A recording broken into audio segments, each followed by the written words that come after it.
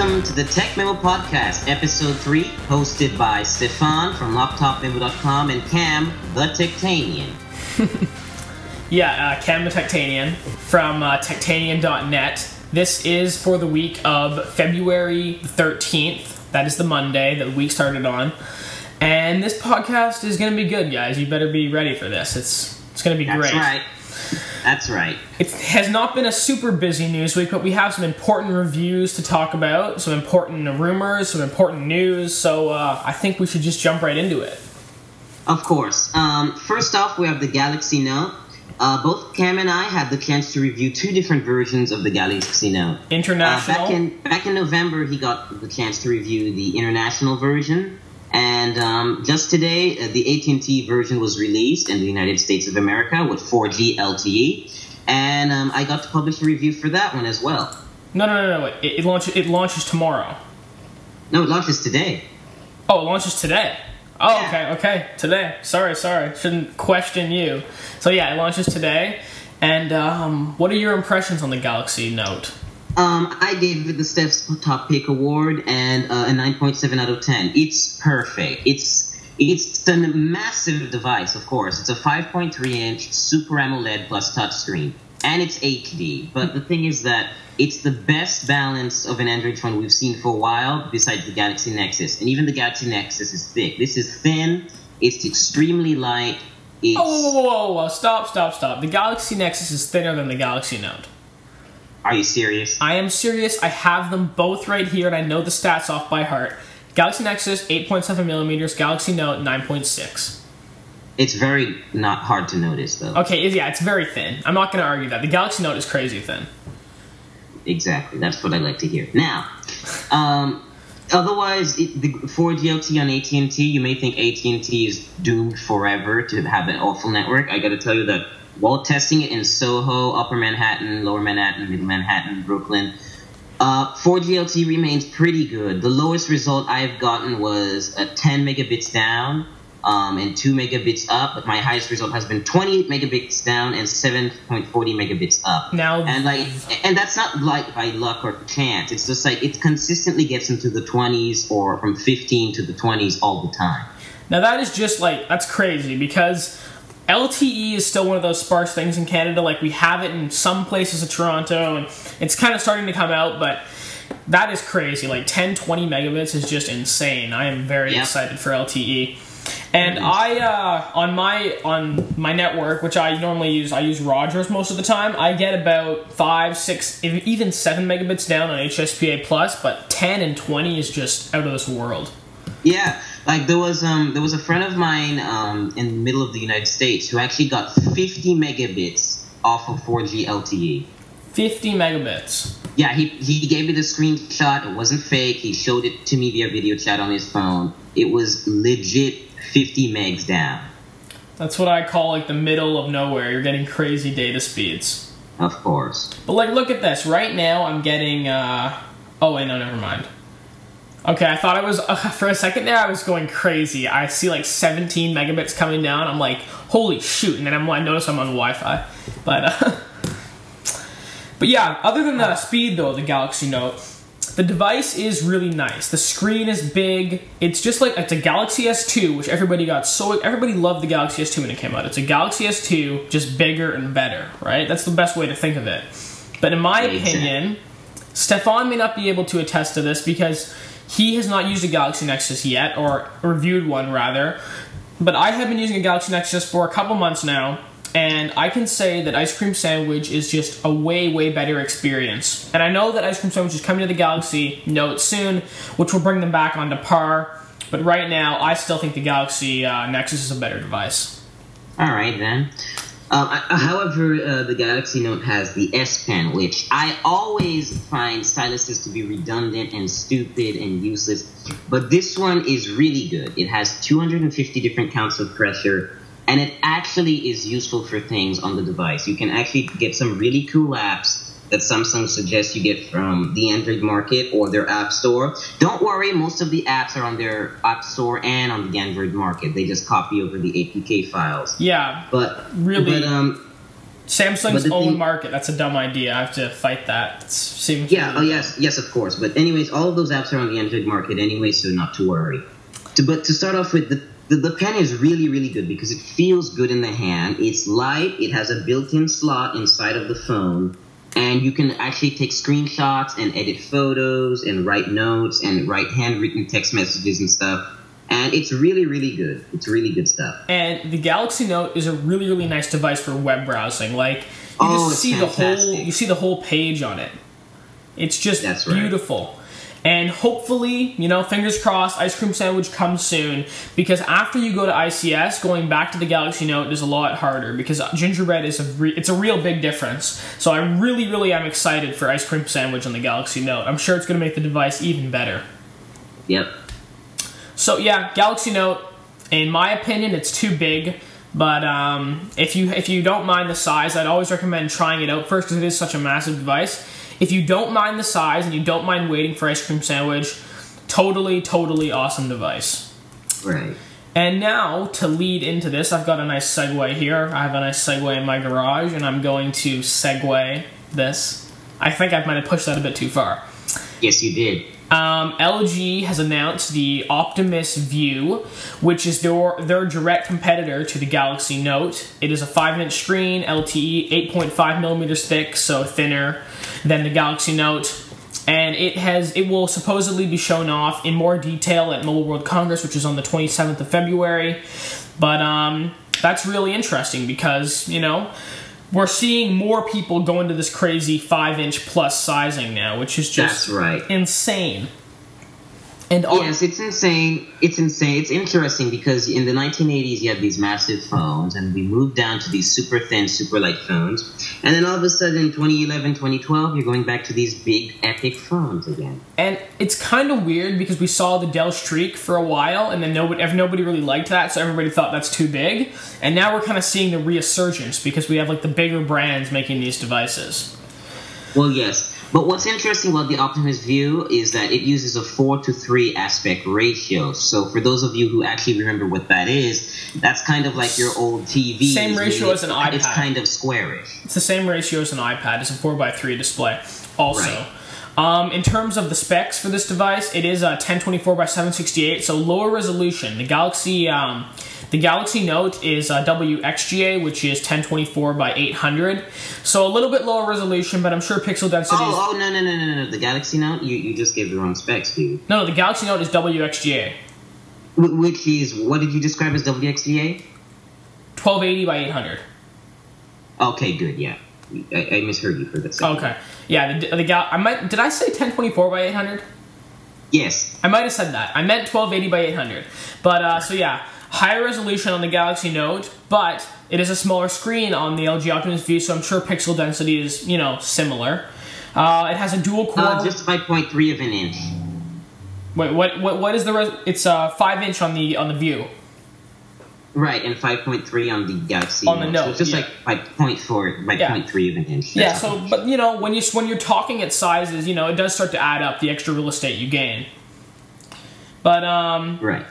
1.5 gigahertz dual-core processor, 8-megapixel camera, LTE, 8.5 millimeters thick, as we said, 2.3 gingerbread. That's disappointing that we don't have any ICS. Those are basically the specs. The device does look, okay. In my opinion, it looks a little bit ugly. Its whole design. It looks very ugly to me. Very ugly. Yeah, maybe I was being a bit nice. Yeah, it looks pretty ugly. Yeah, it's super ugly, actually. Really bad.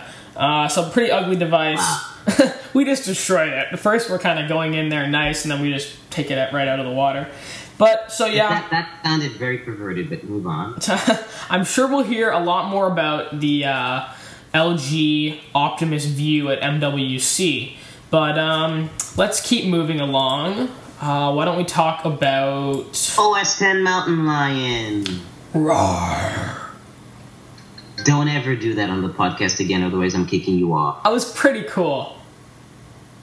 Okay, I'll be sure to replace my pathetic roar with an actual lion roar in the full version. So you are an insult to the tech community. So anyway, Mountain Lion was totally out of the blue. We had no idea it was coming. It's only been 7 months since Lion launched. And basically the way that Apple did this was very weird. There was no event. There was no, it was just, they went to a couple of the big tech reviewers and people out there. They went to people like The Verge and Gadget.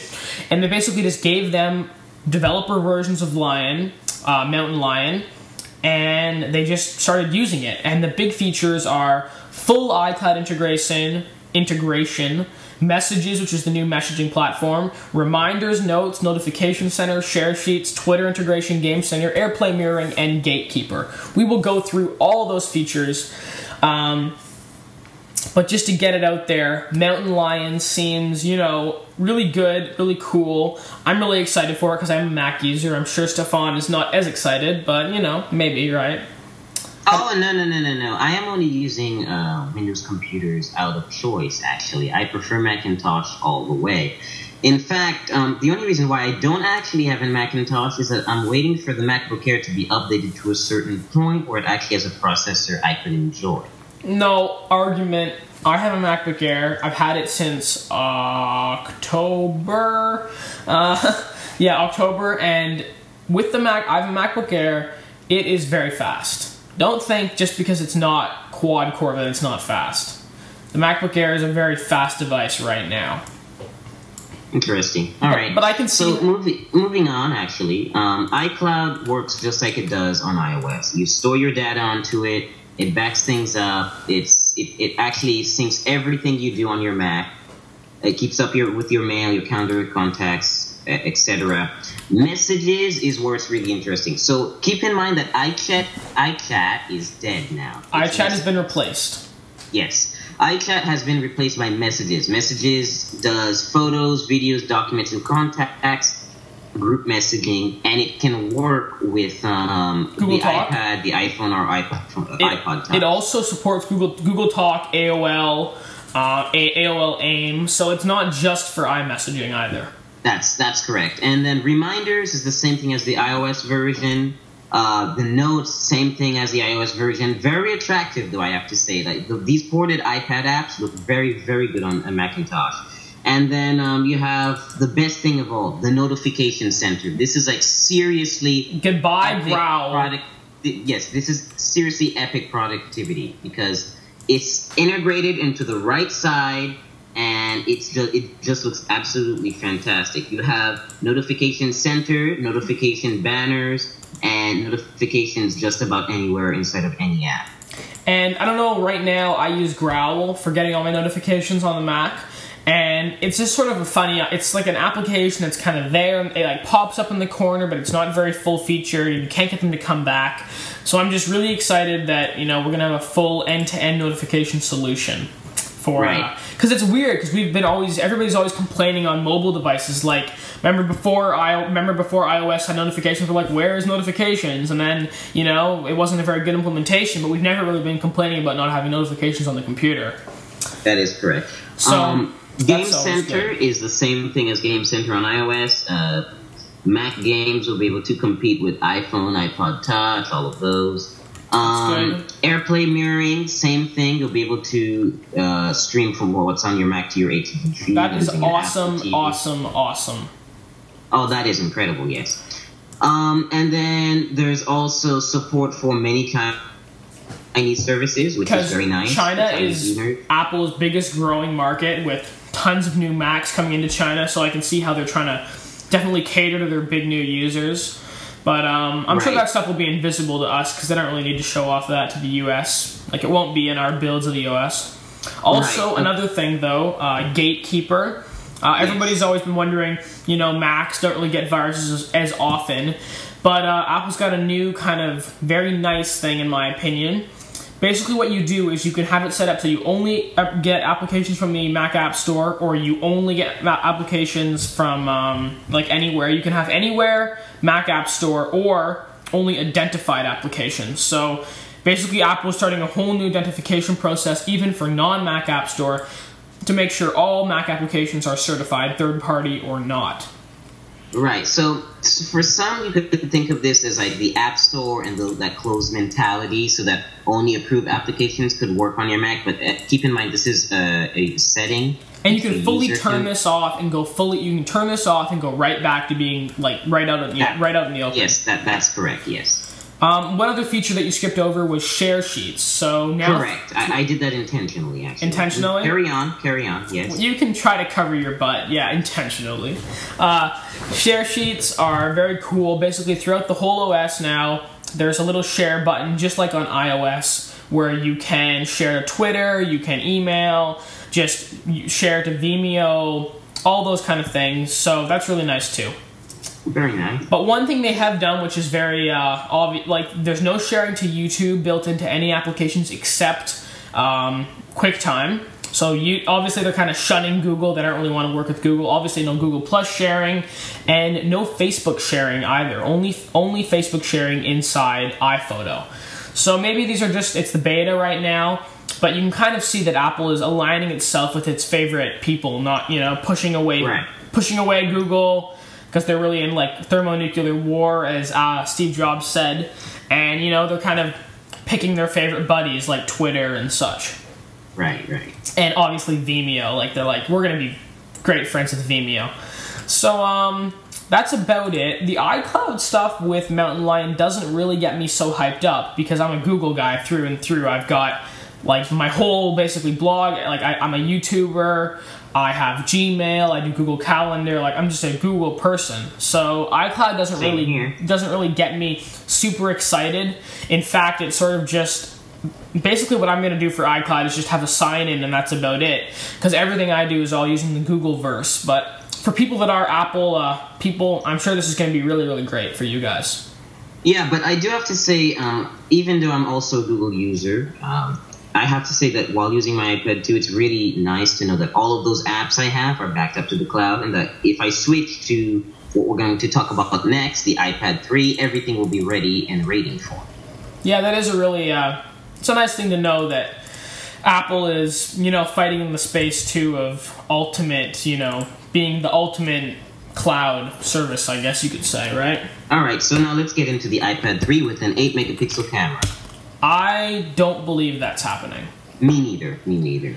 8-megapixel camera, this doesn't make any sense for like, who takes pictures with a tablet? Have you ever seen somebody taking pictures with a tablet? Like, don't diss people who take pictures with tablets. That's very cool, because it's like having the Galaxy now. You get to really manipulate the photo. But the thing is that they always put crappy sensors, so it becomes pointless. So either Apple is taking the progressive step and putting a good camera and a good tablet, or it's just completely fake.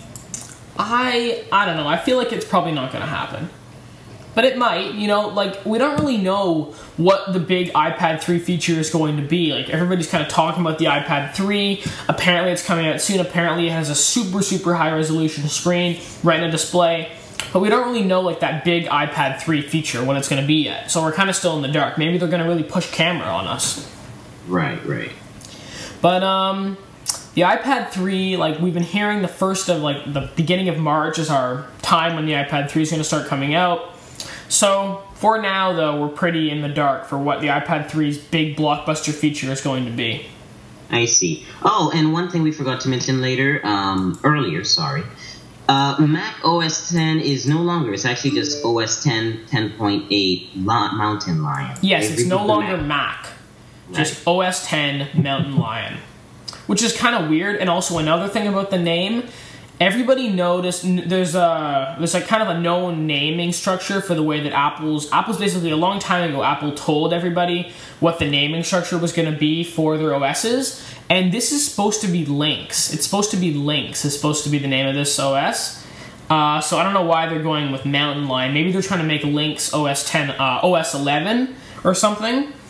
Because right now, it was supposed to go Lion and then Lynx. So we're a little bit in the... Apple sort of changed their naming structure a bit. Interesting. So on a totally unrelated note to both... Actually, no, wait. One last thing about the iPad 3. AT&T and Verizon LTE will apparently be in the same device. What? We're apparently going to have one iPad that has AT&T and Verizon LTE data. Impossible.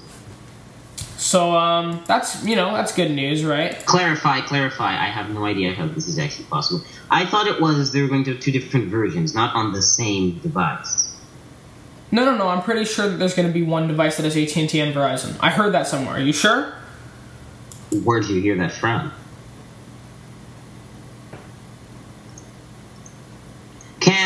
Cameron, you have to know how to reference your sources, dude. Are you sure? Because I was listening to the. Okay, I'm gonna go out. I was listening to the Verge cast the other day, and I thought I heard. Oh my God, you're using that as your main source. I am. Listen, I knew you weren't going to appreciate that, but I heard that there was going to be one device. Okay, and I heard from more than one source, therefore giving me a general idea of the situation, that the iPad 3 was to sport AT&T and Verizon 4G LTE prepaid data plans on different SKUs because fitting in GSM with CDMA on the same motherboard is obviously expected. Okay. Don't simplify GSM and CDMA. LTE is a whole nother bandwagon of spectrum. You can't just say GSM and LTE. Well, yes, but we're talking about similar technologies here. No, but LTE for both Verizon and AT&T is the same technology.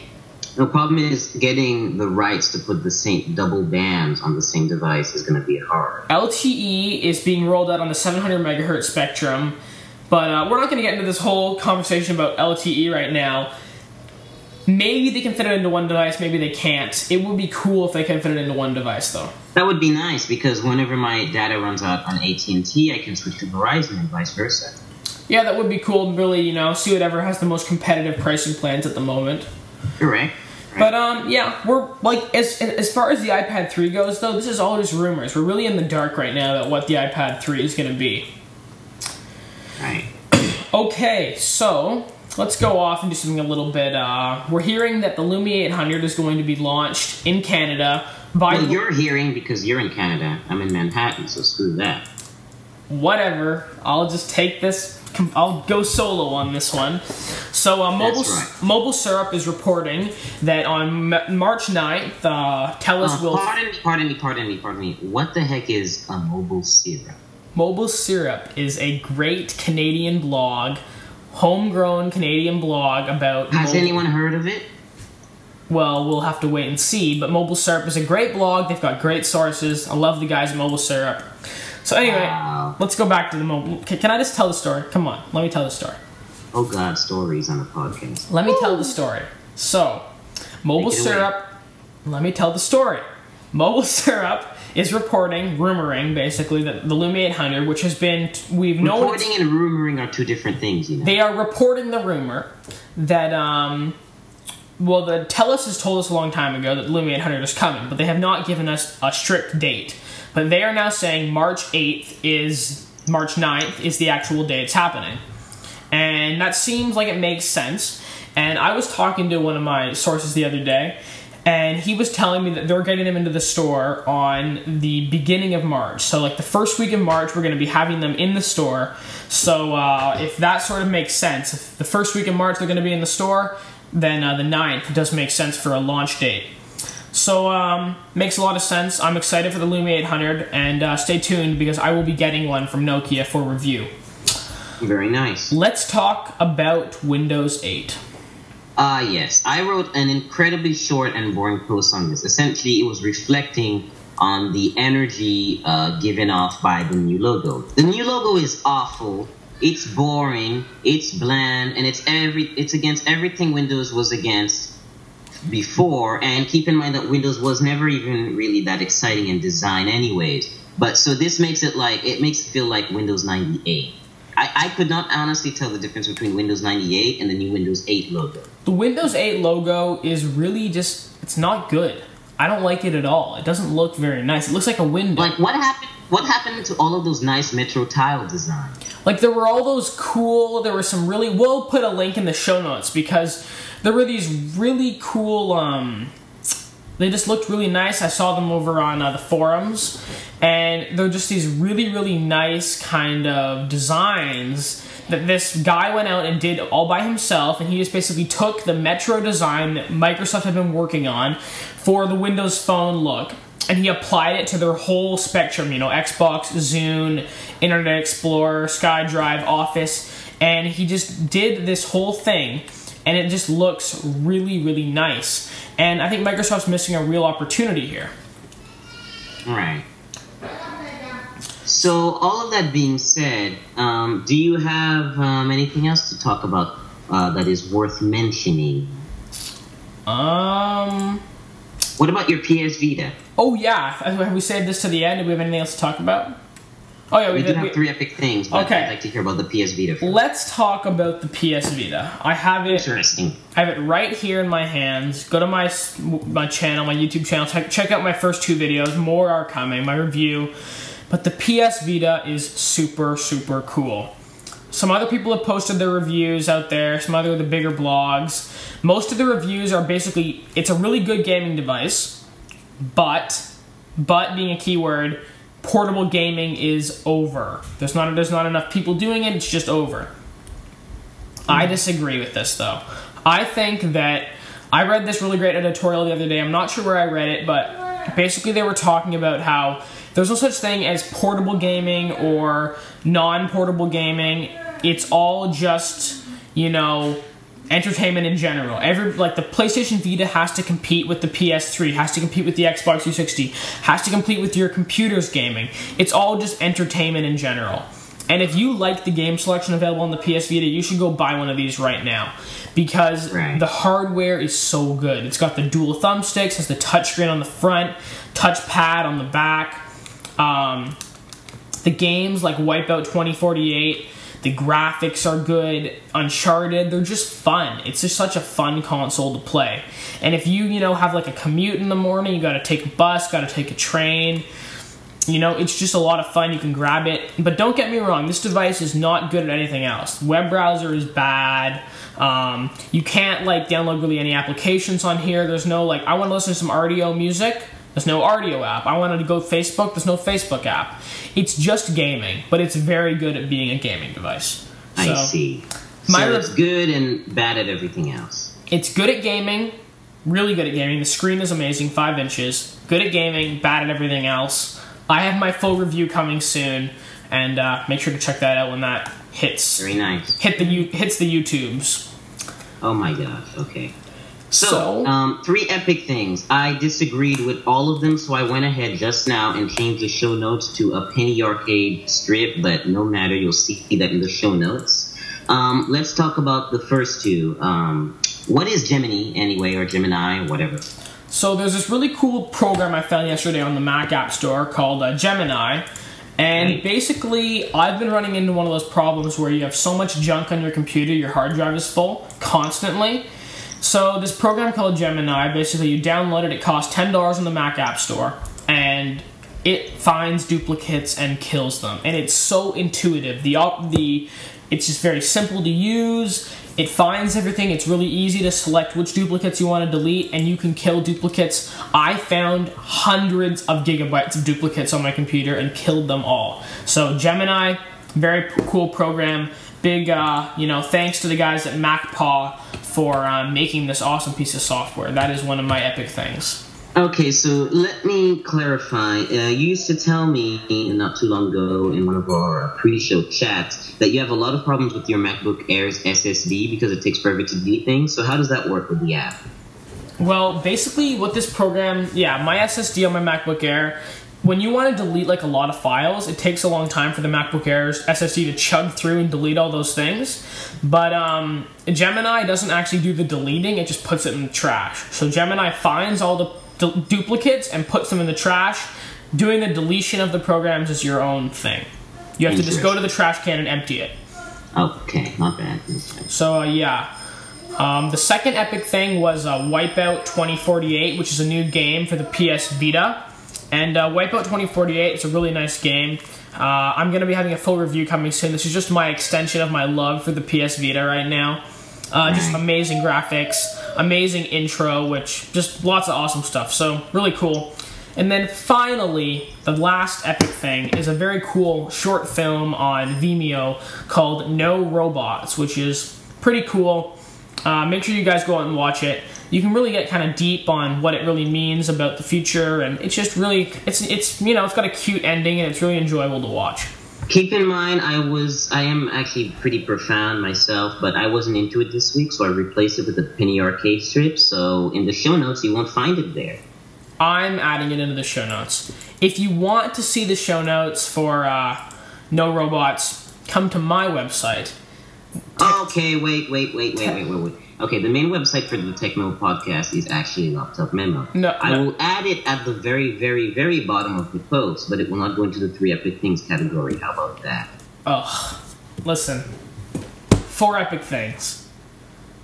This is going to get good. 4 epic things. We should change it to 4 epic things. We had 3 epic things. That name was awful, and now we're going to put 4 epic things. 4 epic things. And you know what, guys? You may be onto something. Let's do this. 4 epic things. 4 epic things. 4 epic things. Leave it in the comments. 3 epic things and 1 fail. Oh, we might have it. Yeah, and this thing could be the fail. Oh my god. This has been the Tech Memo Podcast for the week of February 13th. My name is Cameron from Techtanian.net. That's TECHTAINIAN.net.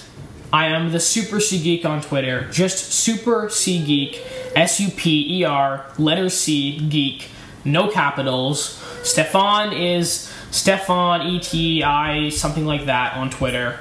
I hope you guys enjoyed this week's podcast. No, really, I have to cut him off every time because he just never gets it right. It's Stefan Etienne on Twitter. That's it. It's just STEFANETIENNE. Very simple. If you can read, write, and listen to this podcast, then you can get there. And anyway, it's going to be on my site, so... this podcast will be going up as a download. So you'll be able to download the podcast as an audio file. You'll be able to stream the podcast as a YouTube video because not everybody wants to download a big file.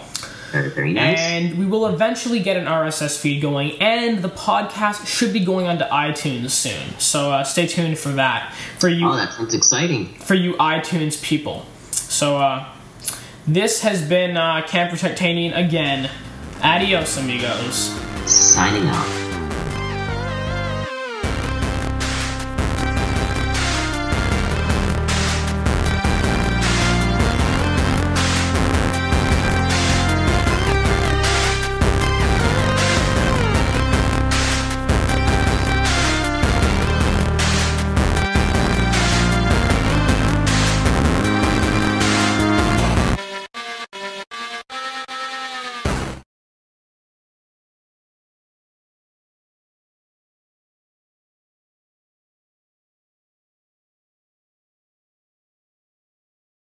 That was good stuff.